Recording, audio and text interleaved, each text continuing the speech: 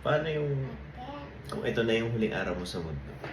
Kasi 'di ba, tulad ng mga sundalo, 'di ba sila yung mga tao na pagde-deploy mo sa delikadong lugar or sa mission or sa sitwasyon, ito yung mga tao na hindi siguradong makababalik in one piece or makakabalik ng buhay kasi nga, yung nature ng trabaho nila eh.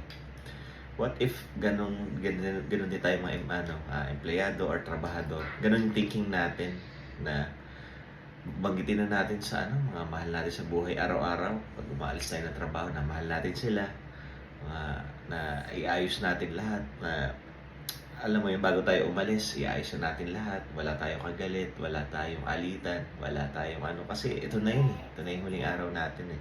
So, hoping maging ganun yung thinking natin na ito na yun. So, ayos na natin lahat.